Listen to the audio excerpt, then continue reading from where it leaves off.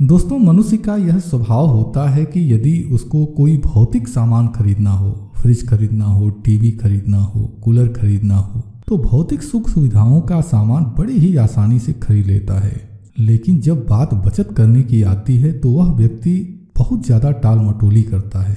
और कई बार ऐसा देखा गया है और कई लोगों के साथ ऐसा देखा गया है कि बचत की यह लापरवाही प्रतिकूल वातावरण में उस व्यक्ति के लिए बड़ी समस्या खड़ा कर देती है। और इसका सबसे बड़ा उदाहरण कोविड-19 का जो कालखंड रहा है, यह किसी से छिपा हुआ नहीं है। अच्छा, एक बार यदि बैंकों में पैसा जमा करने की बात हो तो मनुष्य आसानी से तैयार हो जाता है। लेकिन अगर बात जीवन बीमा पॉलिसी खरीदने की आती है तो वही मनुष्य बीमा पॉलिसी को खरीदते समय कई तरह के प्रश्न उत्तर में उलझ जाता है। एक मनुष्य अपने जीवन में बच्चों की ज़रूरतों को दिल से पूरा करता है, पत्नी की ज़रूरतों को पूरा करता है, माता पिता की ज़रूरतों को पूरा करता है, समाज की ज़रूरतों को पूरा करता है। लेकिन वही व्यक्ति अपने बुढ़ापे के लिए विचार नहीं करता। यदि बुढ़ापे के लिए बचत करने की बात आ भी जाती है तो उसी व्यक्ति को दूसरी ज़रूरतें नज़र आने लगती हैं। बच्चे की फीस जमा करनी है, बच्चे का कपड़ा खरीदना है, बीवी को लेकर यहाँ पर घूमने के लिए जाना है। इस तरह की तमाम तरह की छोटी बड़ी चीज़ें उस व्यक्ति के दिमाग में घूमने लगती हैं। वह व्यक्ति स्वयं भी सोचता है कि नहीं, बुढ़ापे के लिए हमको बचत करना चाहिए, लेकिन पहले हम यह काम कर लें और उसके बाद फिर हम अपने बुढ़ापे के लिए बचत करेंगे। वास्तव में अगर देखा जाए तो वृद्धावस्था मनुष्य के लिए एक बहुत बड़ी चुनौती होती है।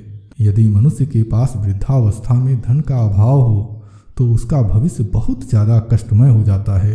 दोस्तों, यही कारण है कि आज हम अपने चैनल पर यह एक महत्वपूर्ण विषय आपके साथ डिस्कस कर रहे हैं।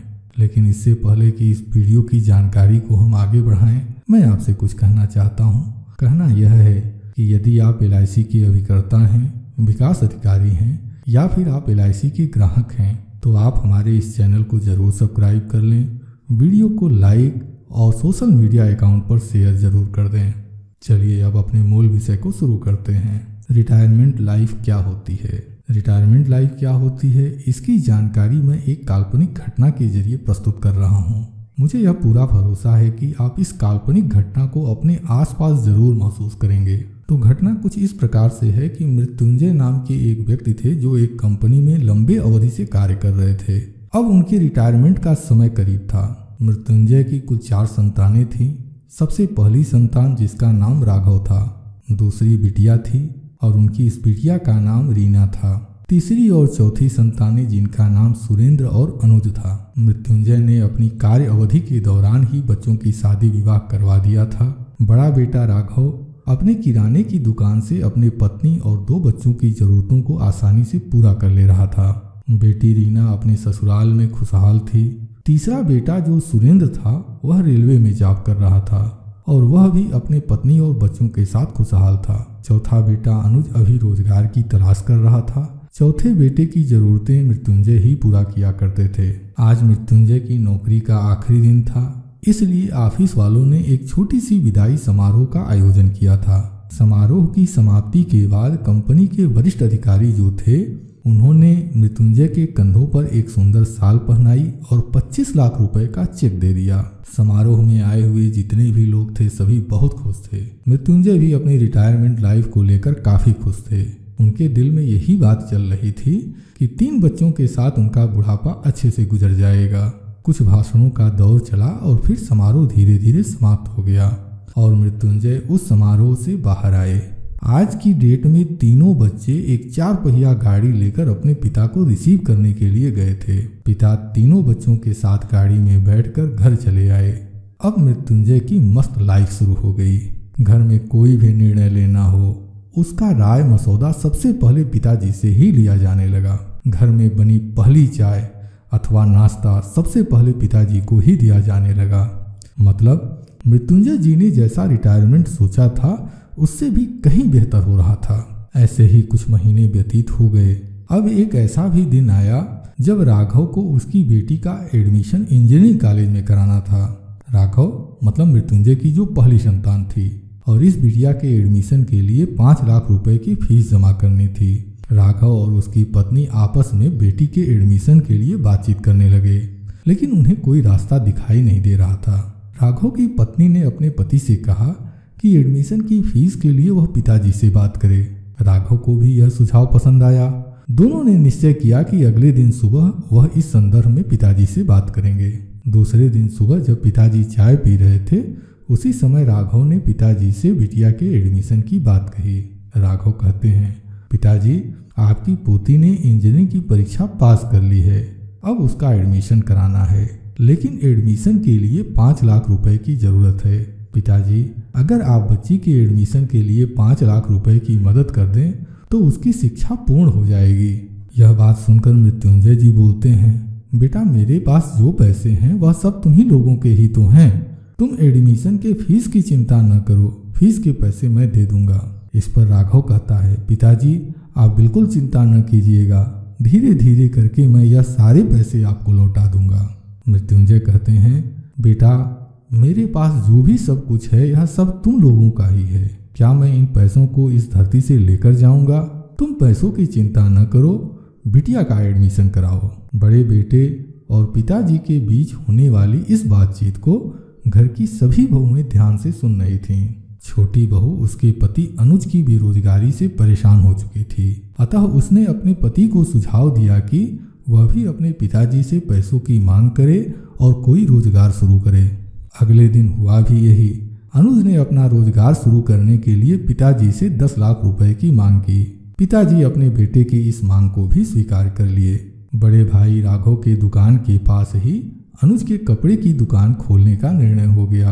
अब यह सारी बातें मझली बहू, यानी जो सबसे बड़े बेटे थे और जो सबसे छोटे बेटे थे, उनके बीच की जो बहू थी उसके विषय में बोला जा रहा है। तो जो मझली बहू थी उसको यह सारी बातें अच्छी नहीं लग रही थीं। वह सोचने लगी, पिताजी की 3 संतानें हैं तो पिता के पैसों पर तीनों संतानों का बराबर बराबर हक होता है। यह ऐसी सोच थी जिसके कारण घर में कलह की शुरुआत हो गई। इसका पहला असर यह हुआ कि सुबह की जो चाय सबसे पहले पिताजी को मिला करती थी, अब बहुएं एक दूसरे को देखने लगीं। बहुओं के मन में कुछ ऐसी सोच पनपने लगी कि बुजुर्ग दंपत्ति को बड़ी बहू भोजन देगी अथवा छोटी बहू देगी। मृत्युंजय ने ऐसे बुढ़ापे की कल्पना कभी अपने सपने में भी नहीं की थी। घर के इस कलह को दूर करने के लिए मृत्युंजय ने अपने शेष बचे हुए पैसों को 3 हिस्सों में बांटकर तीनों बच्चों को दे दिया। अब मृत्युंजय और उनकी पत्नी अपनी सभी जरूरतों के लिए बच्चों पर निर्भर हो गए। इसके बाद उनके ऊपर एक बार फिर से जिम्मेदारियों का दौर शुरू हो गया।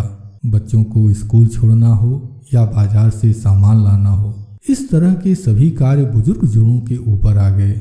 आज मृत्युंजय जी को समझ आ रहा था कि समय कितना तेजी से बदलता है। एक दिन सुबह के समय यह बुजुर्ग दंपत्ति टहल रहे थे। उसी समय मृत्युंजय जी का पैर फिसल गया और वह सिर के बल गिर पड़े। सड़क पर पड़े कुछ कंकड़ उनके सिर में घुस गए, जिससे उनके सिर से काफी मात्रा में खून निकलने लगा और वह बेहोश हो गए। आसपास के कुछ अच्छे लोग मृत्युंजय को अस्पताल लेकर गए। डॉक्टरों ने प्राथमिकी इलाज शुरू कर दिया।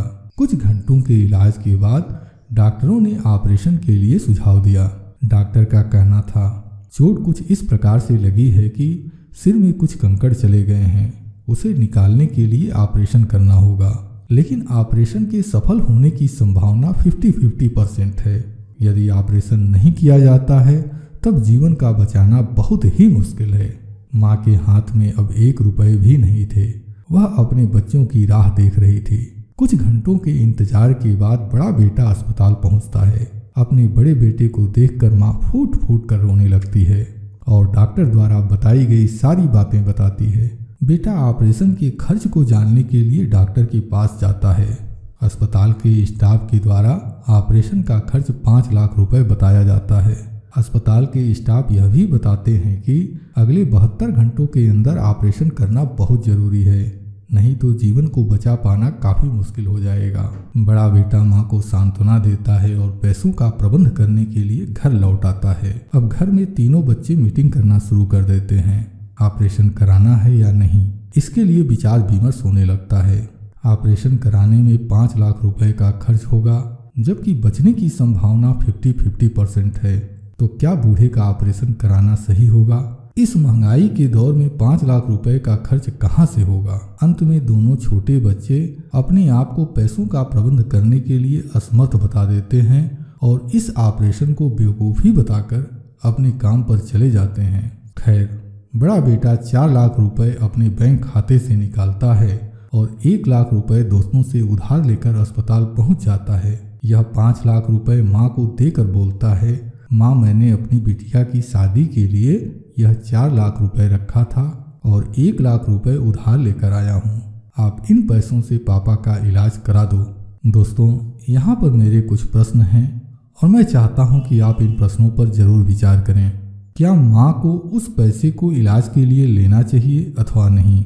यदि लेना चाहिए तो क्यों, और यदि नहीं लेना चाहिए तो क्यों? दूसरा प्रश्न, क्या वह पिता अपने इलाज के लिए इन पैसों का उपयोग करने के लिए तैयार हो जाएगा या नहीं? तीसरा प्रश्न, अगर पिता के पास उसके अपने पैसे होते तो क्या वह अपना इलाज कराने के लिए उतना ही विचार करेगा या तुरंत निर्णय लेगा? चौथा प्रश्न, क्या बच्चों के बीच पैसों का बंटवारा करना उचित निर्णय था अथवा नहीं? क्या बुढ़ापे में आपके पास एक बड़ी धनराशि का होना अच्छा है अथवा छोटी छोटी धनराशि जो प्रति माह प्राप्त हो? मुझे पता है प्रत्येक व्यक्ति अपने जीवन के लिए स्वयं जिम्मेदार है, इसलिए मुझे लगता है कि आप अपनी जरूरतों को किसी और से बेहतर समझ सकते हैं।